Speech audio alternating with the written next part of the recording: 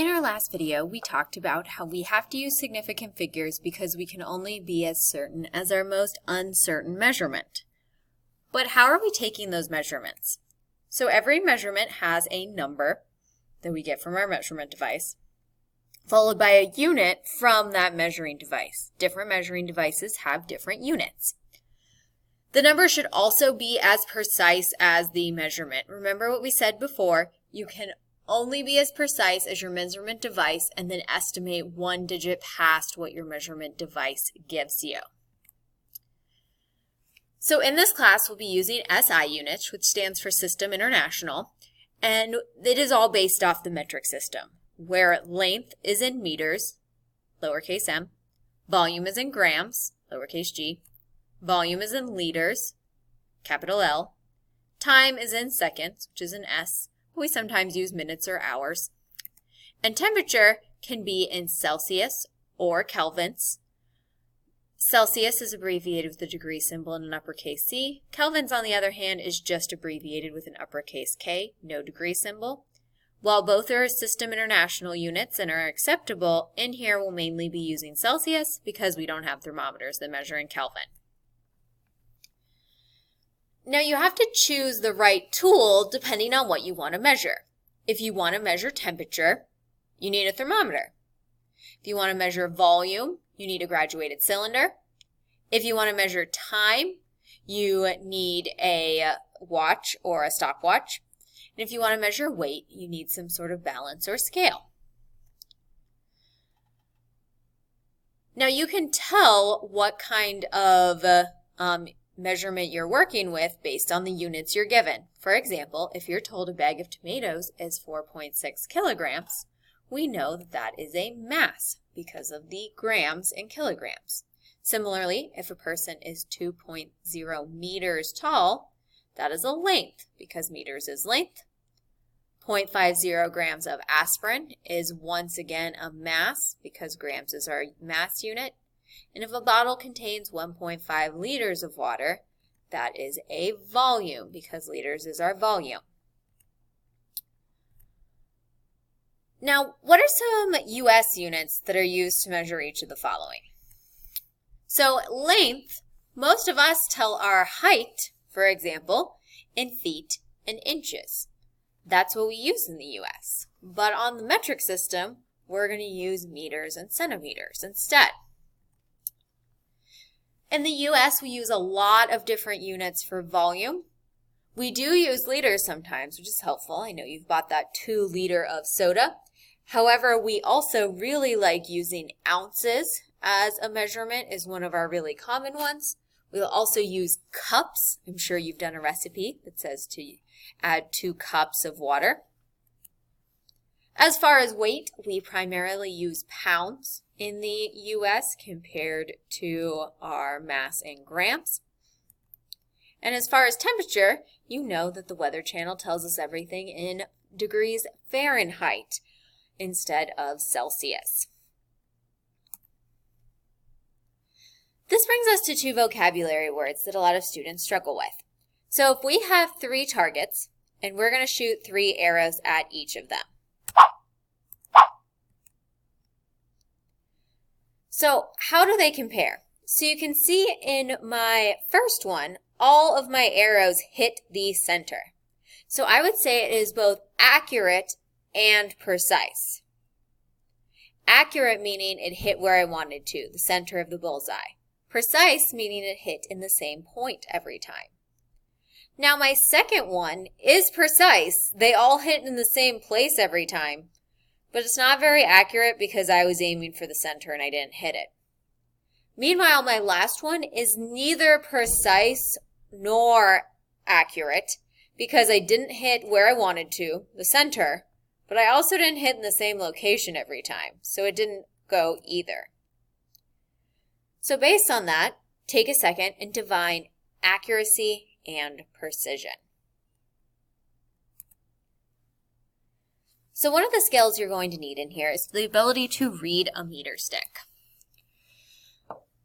So meter sticks are 1 meter long and then often have markings in centimeters and then littler tick marks in millimeters. So here I see that I have 2 centimeters, and then I have 10 tick marks until I reach 3 centimeters. So I have 2.1, 2, 3, 4, 5, 6, 7. Now some of you just quickly wrote down 2.7 and are really happy with that. And my first known digit is that 2. I am certain of it. And my second known digit is that 0.7. I am also certain I went past dot number 7. But remember, we can always go 1 past what we are given. Now I look at that and I see it is not exactly on dot 7. It's definitely not to dot 8, but it's not solidly on dot 7 either. So I'm going to have to estimate. Since it's an estimate, it's going to be different for each of you in here, but it's somewhere probably between 0.05 and 0.07. So maybe on my lab report, I write down that it's 2.75 centimeters. Now I can tell you this is something a lot of students stop doing once we move past this unit, so make sure to store it in your brain. But say you wrote down 2.74 centimeters or 2.76 centimeters, I would have counted all of those because once again, that last digit is an estimate. So in 2.76 centimeters, 2 and 7 are 100% certain. I measured them completely. But my third digit, that 6, is my uncertain digit because I estimated it. And that's what we mean when we talk about certain versus uncertain digits. So in the reported length, all 3 digits are significant, including the estimated one, but I can only have in a significant number 1 uncertain. In this case, our 6. So let's look at this one. So I look at the length of my line. I see that I go past the 9, but I don't reach the 10. So it starts with the 9. That doesn't help me because all of them do. I also count my dots, 1, 2, 3, 4, 5, 6, and I see that I'm at the 6, but I don't make it to the 7. So I know my next number is a 6. But I look, and it goes a little past the 6, but not to the 7. So then I have to estimate my last one. Now you could have chosen 2 or 3, because it had enough numbers in it, my 2 certain and my 1 uncertain, but either of them would be counted as correct because you estimated that last number.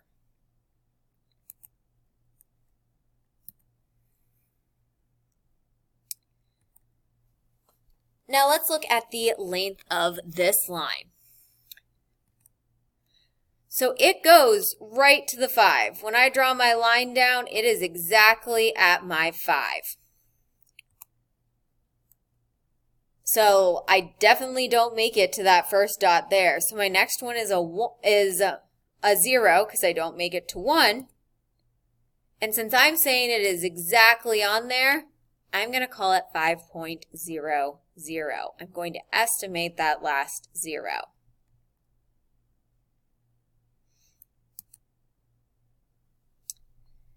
We can also estimate when we are using our graduated cylinder, which we'll use a lot of. When using graduated cylinders, we measure based on the meniscus. You can see in both of these here that water curves, and we measure from the bottom of the curve. So for example, on this one right here, I see I've gone to my 50, but I haven't gone to 60 yet. So I do 50, 51, 52, and then I go to the bottom of my meniscus, and it's not quite to the 53, it's right below it. So maybe I say it is 52.9. Similarly, down here, I have my 10.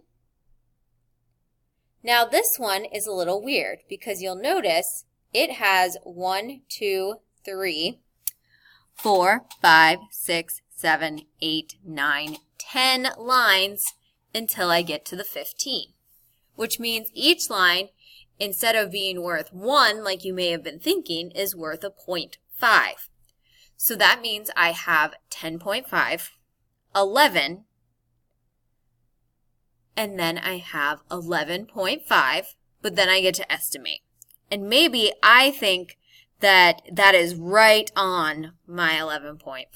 So I call it 11.50.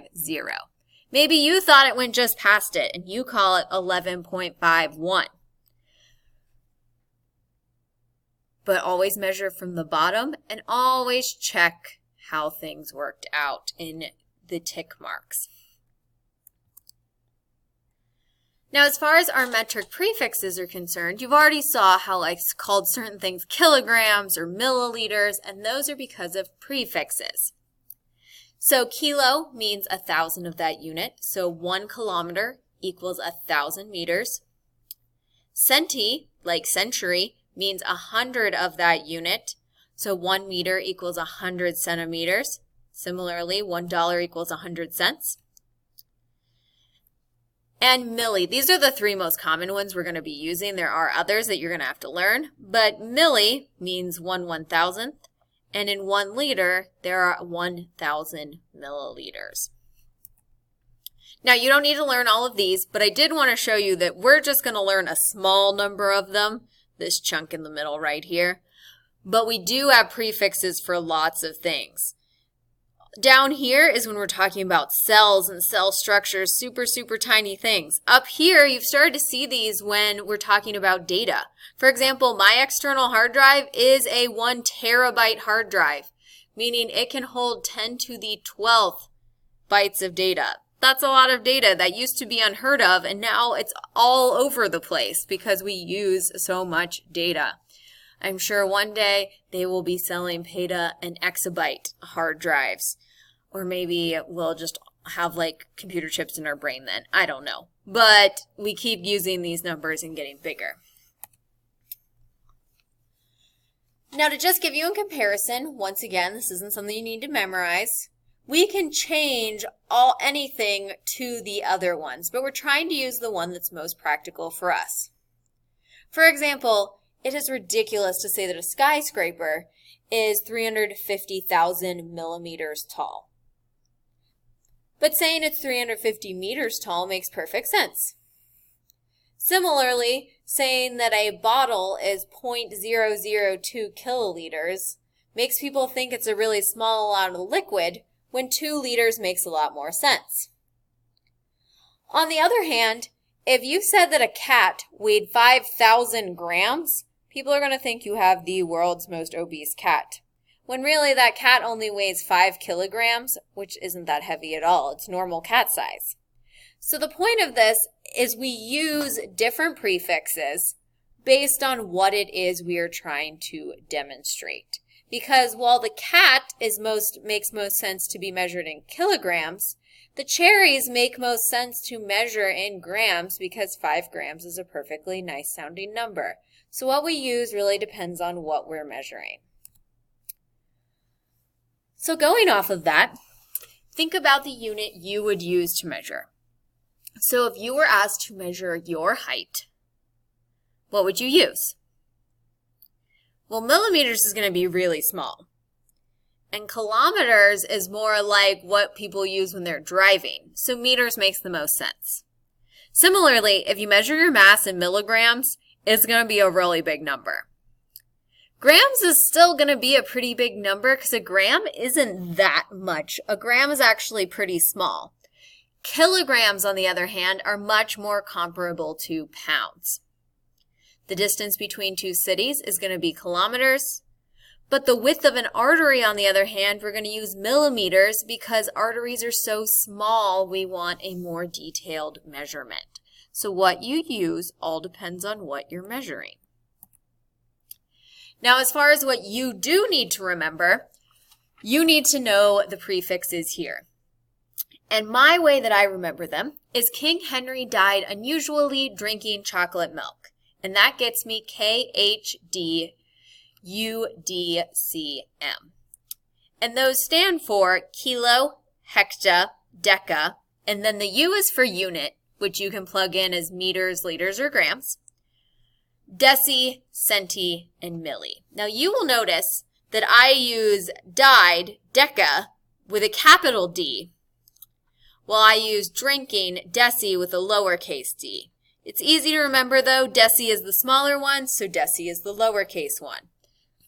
This allows us to keep our prefixes in order. Once we know our prefixes, we can convert from one to the other super easily. So to convert 3.400 kiloliters to decaliters, we're just going to follow a few easy steps. So you determine which prefix you're starting with.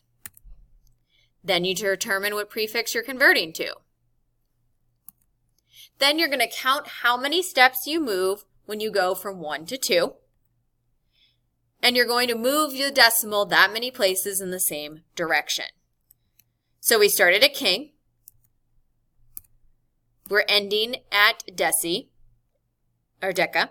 We move 1, 2 over, and we move them to the right. So I take my number and I move it 2 places to the right, giving me 340.0 decaliters.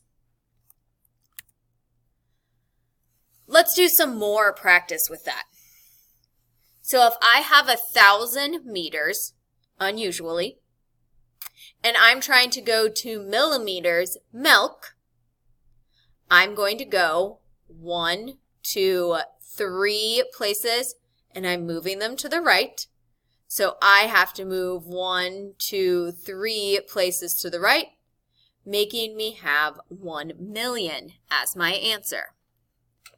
Similarly, if I am in grams, once again, that's going to be unusually because that's our unit, and I'm going to kilograms, I'm going to move 1, 2, 3 places once again, but this time I'm moving to the left.